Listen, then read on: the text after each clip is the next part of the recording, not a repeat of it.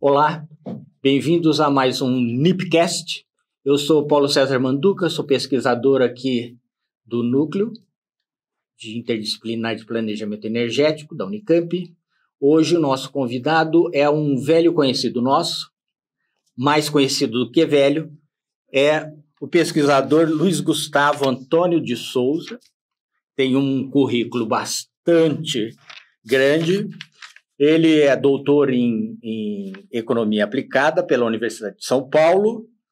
Ele atualmente é professor na Universidade Federal Fluminense. Tem vários trabalhos de pós-doutorado. Trabalha principalmente na área de economia da energia, que é um tema, uma linha de pesquisa que nós desenvolvemos no NIP e que é extremamente importante para o desenvolvimento de toda a área de energia voltada para a transição energética.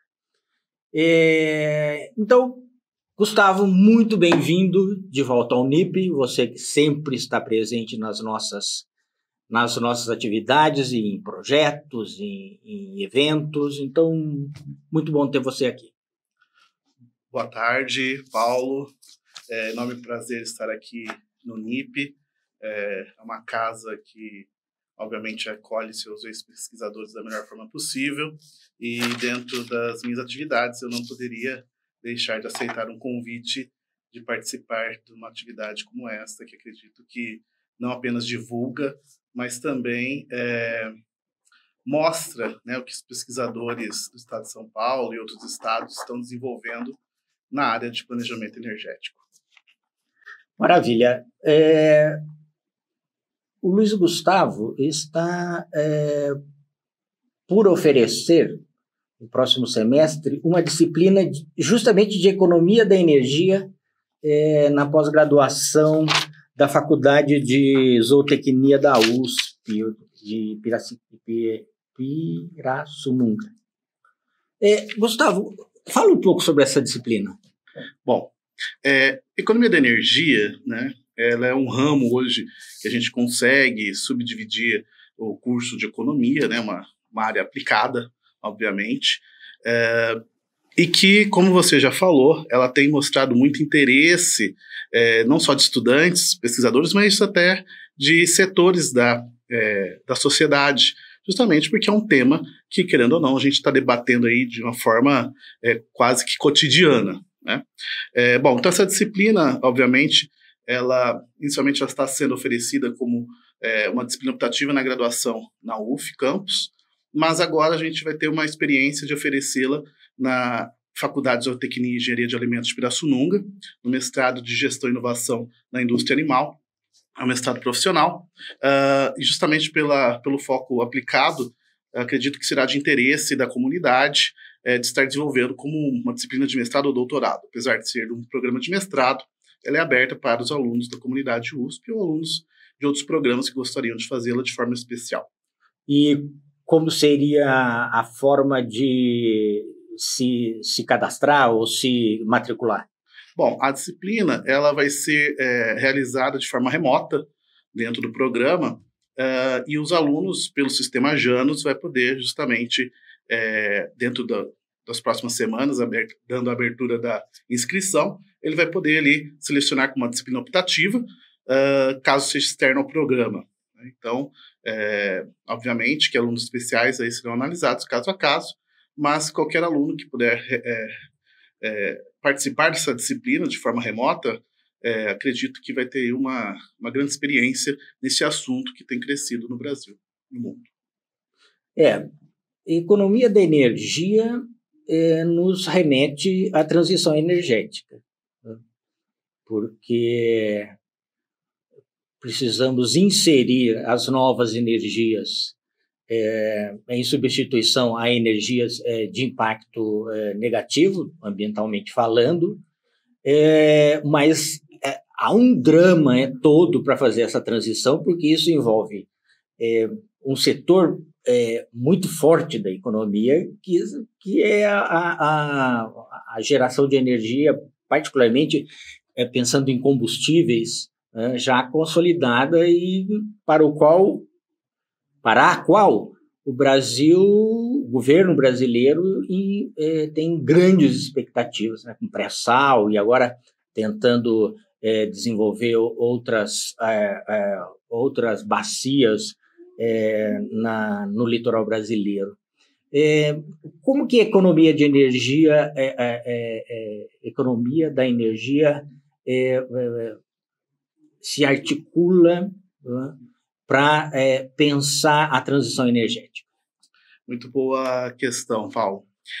A economia da energia, né, ela vem justamente aumentar ou aprofundar nosso conhecimento das inter-relações que a energia faz na nossa atividade econômica cotidiana, nas atividades econômicas gerais. Mas como assim, né? Ou seja, a disciplina não é a economia da bioenergia, como poderia ser, mas a economia da energia no sentido de que existem energias renováveis e não renováveis que afetam justamente o modo de produção, né? A economia, né, para lembrar para quem nunca se aprofundou no assunto, né, ela tenta estudar o quê? Fazer mais com menos, ou seja, através da escassez, você consegue justamente fazer as escolhas ótimas para a economia, ou seja, o que produzir, como produzir, para quem produzir, né? E esse pensamento da energia é justamente uma inter-relação muito grande, porque como que eu posso pensar em produzir se eu não discutir as fontes de energia utilizadas no processo? Como que eu posso discutir a produção se essa produção pode ter impactos, né, em diversos níveis dos setores da economia? Né? Ou seja, como que eu posso fazer um planejamento de médio e longo prazo se eu não tenho conhecimento justamente de como que as fontes de energia utilizadas podem impactar ou não na minha estrutura, né? Então, a economia, ela nos dá alguns elementos para a direção da produção, ou seja, em busca de lucratividade, em busca justamente de alocação de recursos, mas ainda há uma falta, né, de inserção de elementos dentro da estrutura tradicional que nos permita incorporar a questão da energia de uma forma mais ampla, né? Inclusive a questão da sustentabilidade, se a gente pensar dessa forma, né?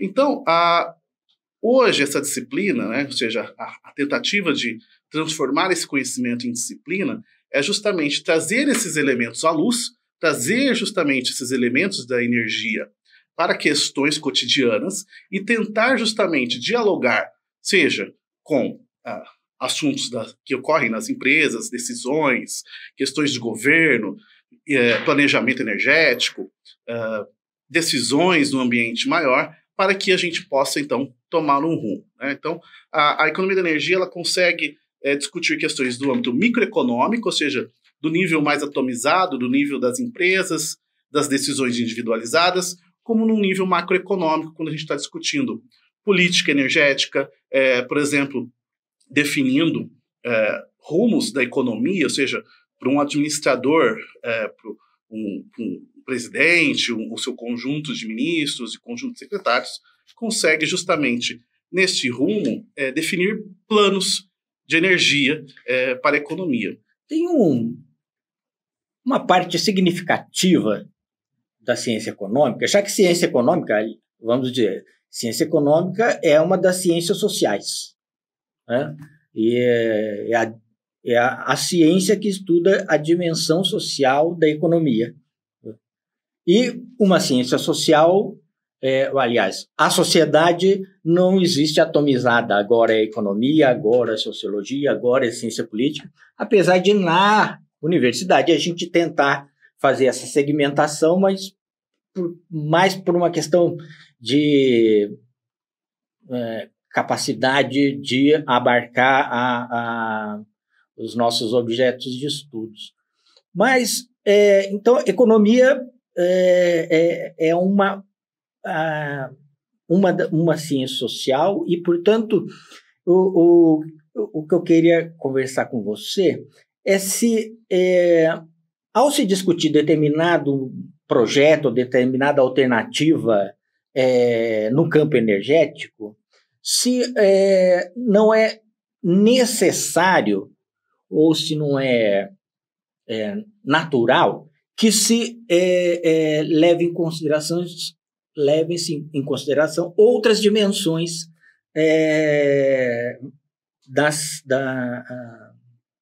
para além da discussão focada em economia, que é essa, como você colocou, da optimização, e para se atingir a otimização do uso de recursos para se atingir determinados objetivos. Eu falo isso porque recentemente me chamou a atenção a discussão sobre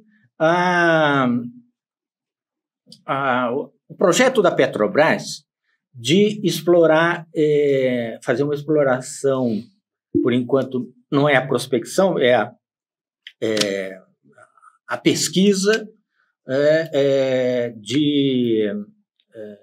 sobre a presença de petróleo na região norte do país. É uma espécie de um pré-sal da região do litoral ali norte do país.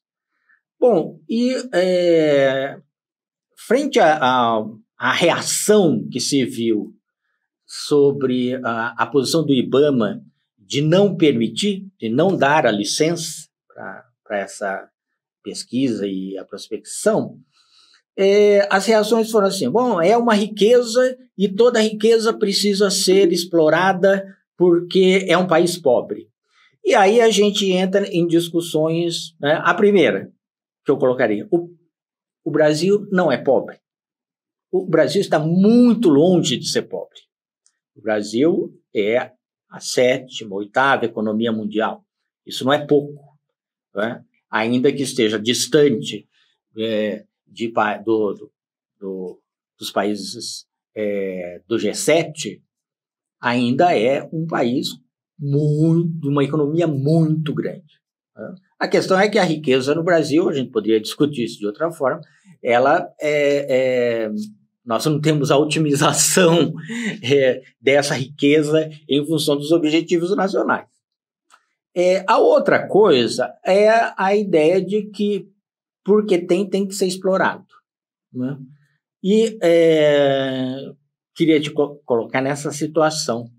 Nós recebemos aqui no NIP visitas técnicas, na maioria das vezes, de várias empresas energéticas, né? Então, a gente vê, no geral, as companhias europeias se transformando de companhias petroleiras em companhias energéticas, multi-energéticas, e nós vimos a Petrobras fazer o inverso, né? A Petrobras se desfez da área de bioenergia, biocombustíveis, e está focando cada vez, e focou apenas em exploração de petróleo, o que parece um certo contrassenso em relação a todas as expectativas que temos em relação ao agravamento das questões ambientais e a necessidade de alternativas ao petróleo.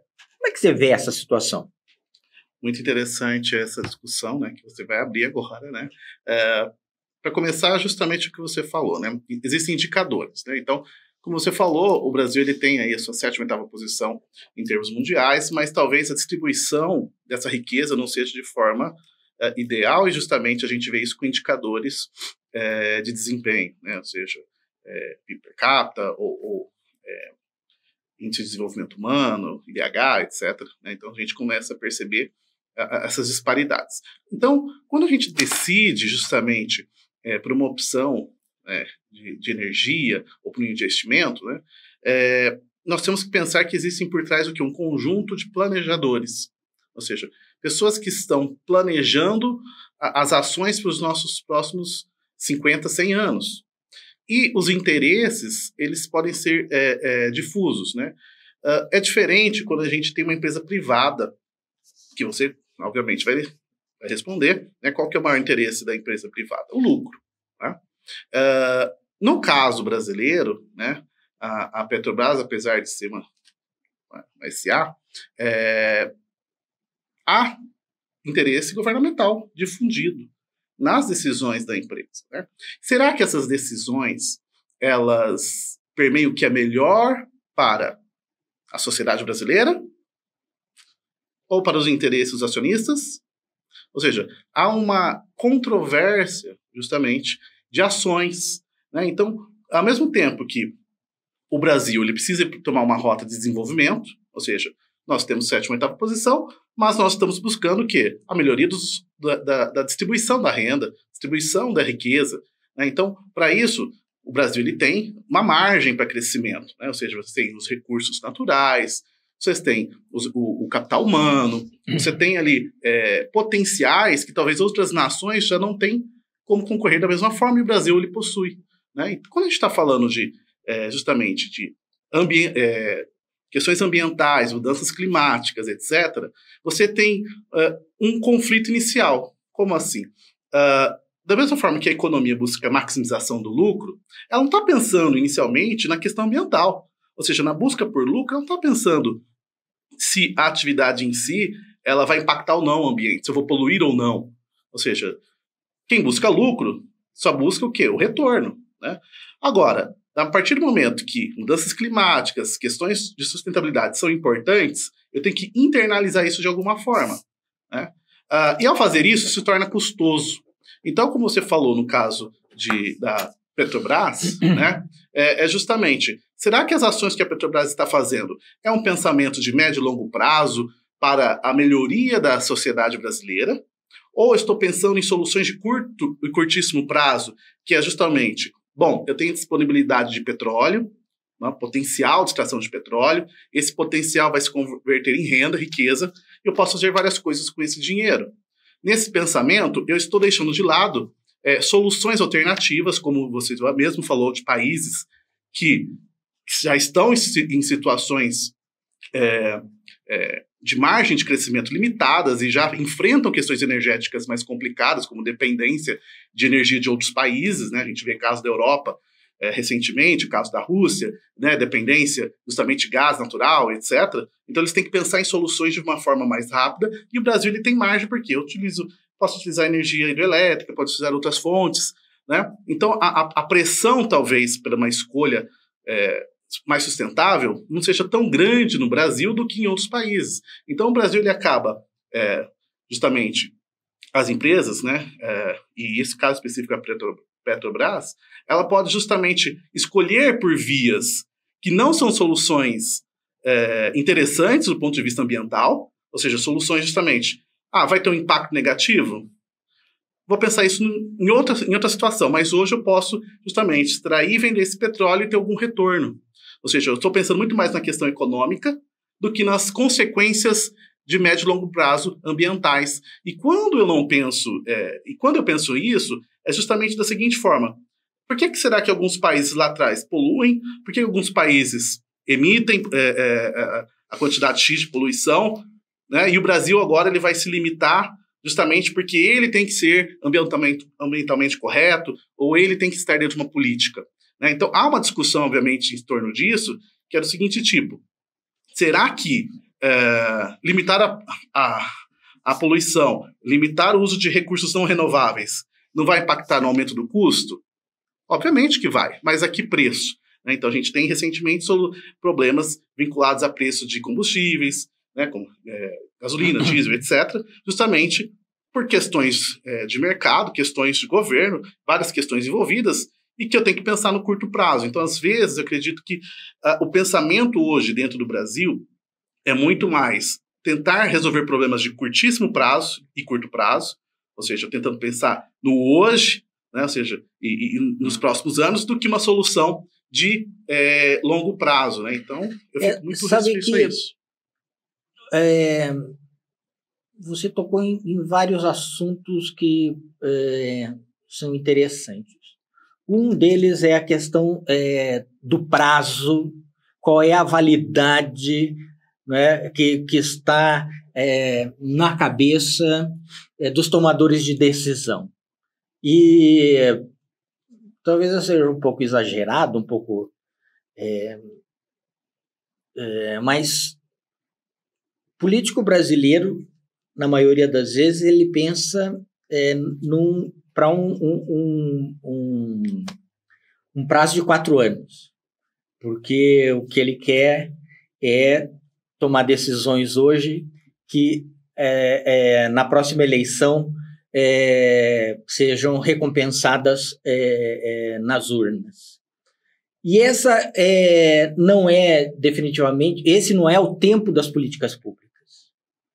Por isso que, via de regra, quando você fala com alguém sobre políticas públicas, por exemplo, para transição energética, o sujeito imediatamente pensa dar subsídios para o carro elétrico, ou dar subsídios para alguma outra fonte de...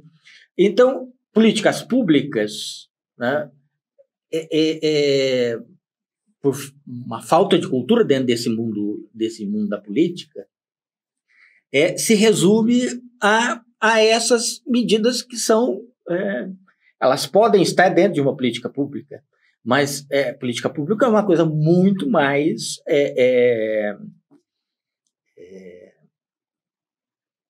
profunda, é muito mais complicada, e ela prevê ações, né, que realmente tenham uma durabilidade grande para se construir, né, um objetivo que geralmente não é antes de médio prazo, é de médio a longo prazo, né? Então, questão energética é isso, nós não podemos pensar alguma política pública voltada para a questão energética, no campo da energia, que não tenha essa capacidade de ver que uma das coisas é um planejamento para longo prazo, né? E é aí que a gente volta à questão da Petrobras, né?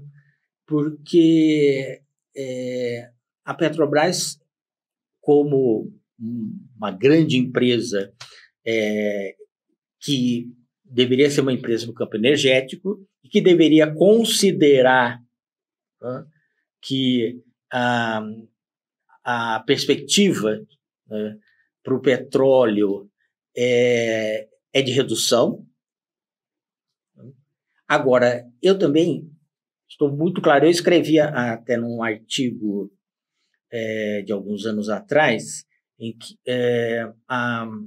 o que eu defini como populismo petroleiro, que está no imaginário de praticamente todos os líderes políticos,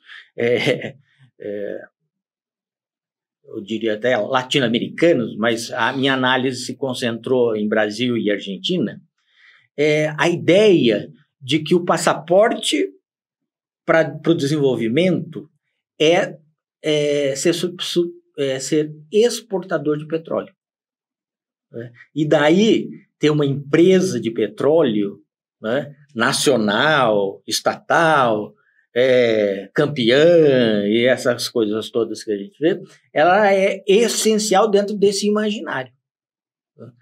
E é claro que outros países desenvolveram sua indústria petrolífera, sua indústria energética de base fóssil, e isso trouxe benefícios econômicos. Não vamos, assim, endemonizar a indústria fóssil.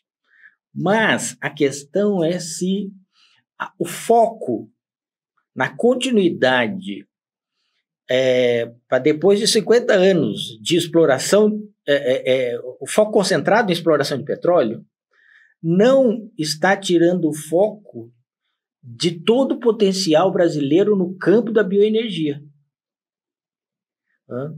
E nesse mesmo artigo eu disse, o potencial brasileiro e argentino, que já são produtores de biocombustíveis, já tem um pé na bioeconomia, né? E juntando com tudo que se produz de biomassa nesses países, o céu é o limite. Então, há uma opção nefasta, ao meu ver, que é de não investir em se tornar uma potência na bioeconomia e se investir em se tornar uma potência petrolífera, né? No momento em que o petróleo está, digamos assim, em baixa, no sentido de condenado ao desaparecimento pelos impactos ambientais que traz. Bom, eu vou te responder com uma pergunta de um caso, assim, uma analogia, né? Mas você já viu o caso, por exemplo, vamos colocar uma rã numa panela, né? E a gente começa a colocar, deixar essa rã cozinhando, né? Essa rã, em nenhum momento, ela pula, porque ainda a água está fria. Vai passando o tempo, essa rã continua ali, ela não tem estímulo para pular da panela. Quando você for ver, a rã morreu. Ou seja, ela não percebeu. Ela não percebeu. O ambiente mudando. É uma forma um pouco caricata, mas é o que o Anthony Giddens fala no livro dele, A Política da Mudança Climática, né, que é justamente aquilo. Qual que é o ponto? Qual que é a chave que a gente vai justamente fazer com que eu saia de uma situação de aceitar justamente vou investir no petróleo, numa situação que eu estou discutindo mudanças climáticas e elas são reais, ou seja, com impactos reais, impactos de busca de sustentabilidade são reais? Ou seja, qual que é a chave? A partir do momento que você justamente tomar conta que o efeito está generalizado, já é o ponto que você não tem mais como mudar, né? Então, essa sensação, a sociedade, ela vive para o curto prazo, né? Então, você pode perceber que muitas ações são focadas por curto prazo, porque é justamente o momento que as pessoas estão vivendo e elas querem as ações para hoje, né? Apesar de nós termos a sensação de que a gente precisa de ações para médio e longo prazo para que nossos netos possam ter uma qualidade de vida maior, a sociedade ela vive em grande parte por curto prazo, né? Então, da mesma forma que a rã, a sociedade vive neste momento.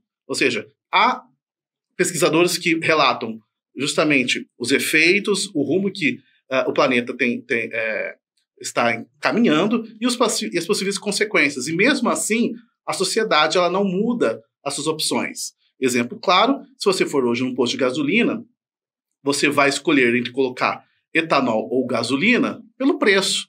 Você não vai escolher o etanol porque ele tem um potencial de emissão bem mais reduzido do que a gasolina de poluentes. Você não escolhe pela questão sustentável, você escolhe pela questão econômica. E muitos dos agentes fazem esse tipo de escolha. Se a gente olha lá para 2007, mais ou menos na época que eu estava terminando a minha graduação, eu estava estagiando numa empresa que analisava projetos de viabilidade de usinas de biodiesel. Porque na época estava sendo discutido justamente a questão das mudanças climáticas, a questão justamente de utilizar energia renovável. E existia muita perspectiva justamente do Brasil ir à frente, se tornar líder na produção de biodiesel a partir de soja e outras oleaginosas, né? E obviamente, existia uma grande tendência para isso. Só que, ao mesmo tempo, com a descoberta do pré-sal, qual que foi o efeito? Justamente com a potencial, né, de extração de petróleo, fez com que o governo ele focasse para o petróleo, para o pré-sal, e desfocasse da bioenergia. Ah, mas como assim? Justamente, como eu começo a olhar para a possibilidade do pré-sal, ele não vai direcionar investimentos, recursos, da mesma forma como ele faria para biodiesel ou etanol que seja. O que vai acontecer? A viabilidade de um projeto, ela depende do quê? Da substituição entre soluções. Então, se eu começo a demonstrar que é economicamente mais rentável, né, justamente o petróleo, né, justamente porque um projeto ele vai se tornar mais interessante, ou seja, porque o governo está dando mais ação para isso, ao mesmo tempo, o que eu estou fazendo? Eu estou encarecendo um projeto alternativo. Então, o meu ambiente para colocar uma solução, seja de usina de cana, uma destilaria, uma usina de biodiesel, eu começo a tornar esse projeto caro, ou seja, a minha taxa de atratividade é menor, né? Então, eu não invisto. Não investindo, o que aconteceu depois? 10 anos depois, você vai ver o quê? Justamente, falta diesel, falta gasolina, ou seja, no curto prazo, curtíssimo prazo, é o que você falou. A extração do pré-sal, ou seja, é aquilo. Poxa, quanto dinheiro vai entrar com isso, o que eu posso fazer com esse dinheiro? Não sei, o governo vai ter que planejar para usar esse dinheiro. Mas, ao mesmo tempo, eu posso tornar isso um problema. Como? Se eu não investir em refinaria, se o preço do petróleo no mercado internacional oscila, e eu sou dependente justamente de gasolina, derivados do petróleo, etc., eu fico refém da situação. Né? Então, voltando ao que o próprio Giddens fala, né, ou mesmo a analogia que eu fiz da RAM, é aquilo. A sociedade hoje ela não está olhando para o que ela vai deixar para os seus filhos e netos. Ela está olhando justamente para o bolso hoje. Será que hoje eu vou para o mercado e vou conseguir comprar os alimentos para minha família? Será que hoje eu vou no posto de gasolina e eu vou ter condições de abastecer o meu veículo? Né? Então, a mesma coisa os tomadores de decisão. Ou seja, do lado de lá, os tomadores de decisão, será que eles estão preocupados com o planejamento energético de médio e longo prazo? Ou eles estão preocupados com as soluções de curto prazo que impactam na inflação, que vai impactar no bolso, que vai impactar no votante, na eleição.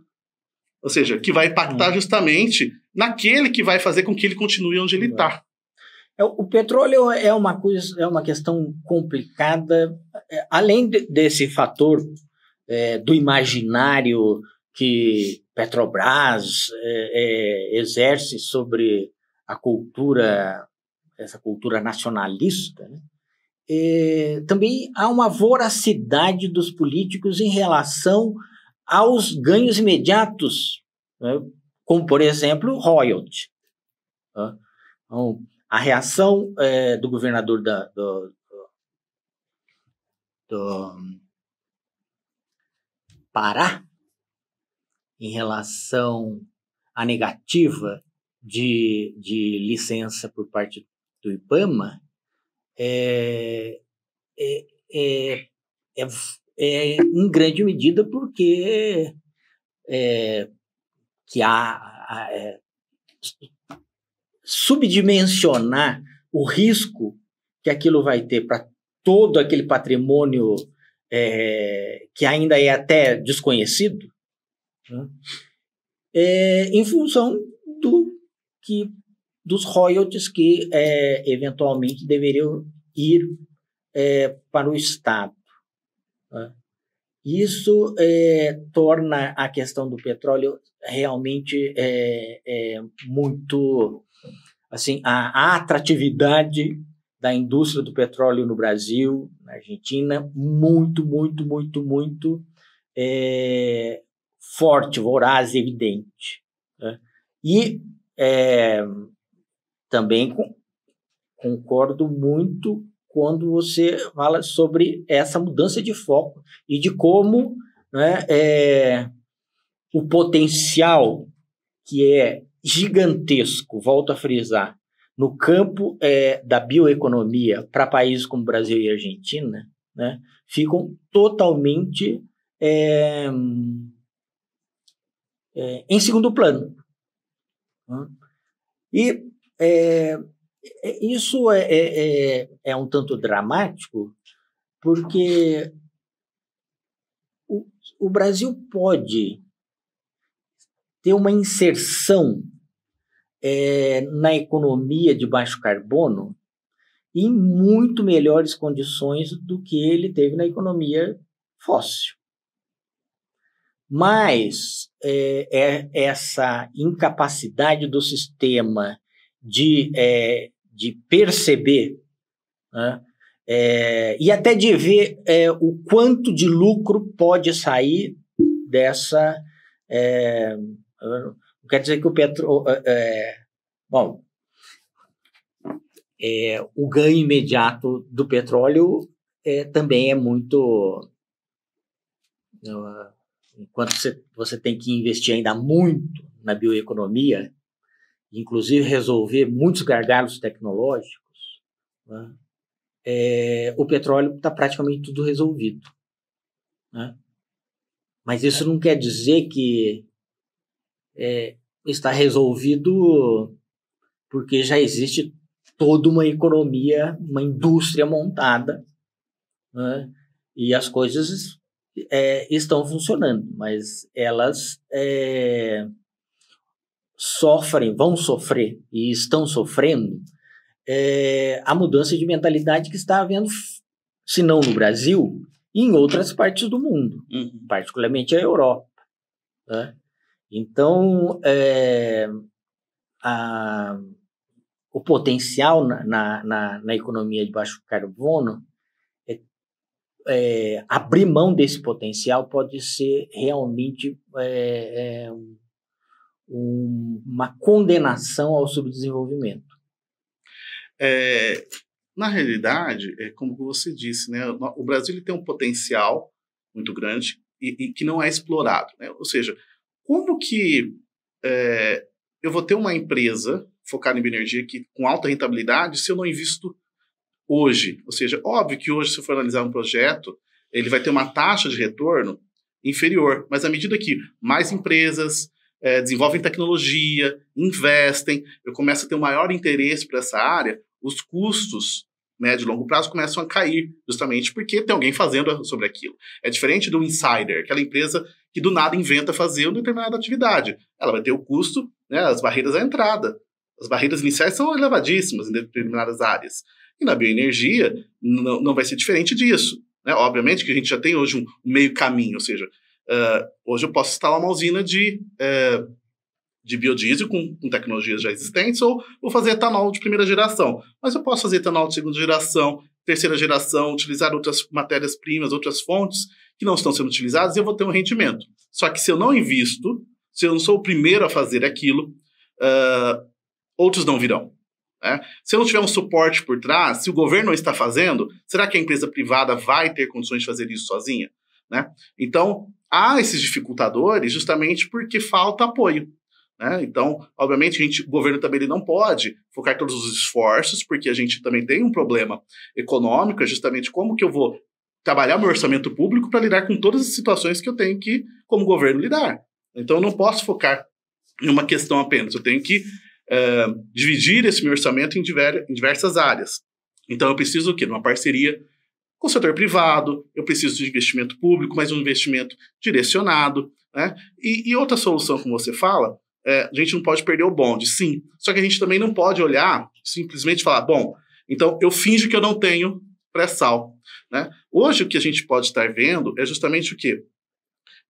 Dentro do que está sendo feito no foco de energias não renováveis, né, é a mitigação de impactos.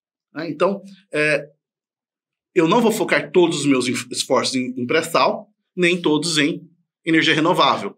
Mas, dentro do que está sendo utilizado de energia não renovável, porque eu não tenho como parar hoje no curtíssimo prazo de usar, o que eu posso fazer para mitigar esses efeitos secundários, efeitos de emissões, uso, ou seja, alternativas na indústria, do refino, etc., para que eu minimize os efeitos negativos, ao mesmo tempo que eu incentivo aquela energia que eu quero que substitua. Ou seja, então falta justamente o quê? Essa conversa na sociedade, entre os formuladores de políticas públicas, que pensem não pelo governo, mas pelo Estado, porque o Estado é perene, o governo é transitório. Justamente pensando em como que eu faço uma transição necessária e gradual, ou seja, não necessariamente lenta, mas gradual, no sentido de que eu forneça os incentivos corretos para que ela se autodesenvolva. Porque a gente também não quer que no médio e longo prazo eu tenha uma economia dependente do governo. Porque lá na frente eu vou ter um impacto o quê? Inflação. Eu vou ter um impacto o quê? No bolso do consumidor. Mas é por isso que eu digo que política pública não é sinônimo de subsídio. Exatamente. Políticas públicas são um programa de ação do governo que pode ou não incluir incentivos, digamos, fiscais. Né? Mas tem uma coisa que você tocou que eu queria destacar, que é de onde vem o dinheiro para se desenvolver determinados novos setores produtivos ou novos modelos de negócio. E eu volto a fazer a comparação entre empresas petroleiras europeias que se tornaram empresas multi-energia, e a Petrobras, que era multi-energia, e fechou o foco em petróleo. Porque se a gente pega uma empresa, a francesa Total, ela, parte do lucro que ela tem com as atividades dela, fósseis, ela investe em desenvolvimento de tecnologias e na busca de mercado para esses novas energias. Então, há uma forma aí de recursos produzidos serem transferidos para incentivar ou dar suporte para o surgimento de uma economia que mais tarde pode se tornar não fóssil dependente. Enquanto que a Petrobras faz o caminho justamente inverso. Não só a Petrobras, várias outras empresas brasileiras no ramo do petróleo. Então, nós temos, não é só um governo que não consegue liderar, nem propor, nem liderar o desenvolvimento de uma economia de baixo carbono. Nós temos, inclusive, o setor privado nacional sem capacidade de ampliar os seus horizontes. Então, no caso europeu, comparado ao brasileiro, né, como você relatou, nós temos duas considerações. Né? Primeiro, os países desenvolvidos, né, digamos assim, eles têm uma perspectiva de inovação ou de diferenciação ou de investir em inovação diferenciado do caso brasileiro. Né? Então, no caso brasileiro, hoje a Petrobras, né, ela tem uma participação no governo muito grande, então ela é atrelada a ações do governo, mesmo que ela seja uma SA.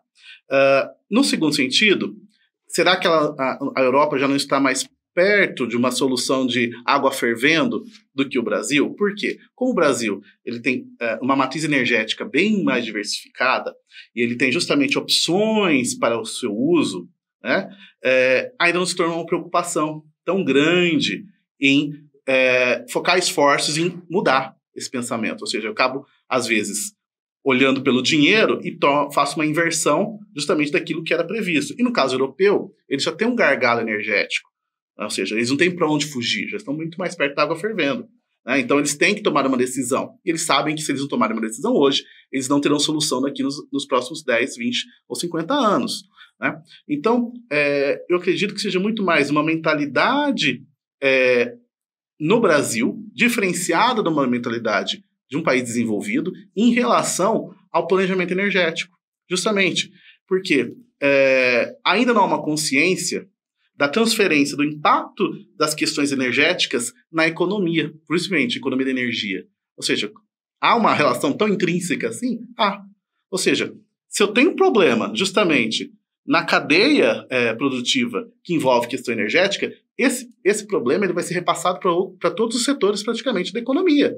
Então, o que a gente fala que é um alto grau de encadeamento entre os setores que faz com que o efeito geral, final, seja muito grande.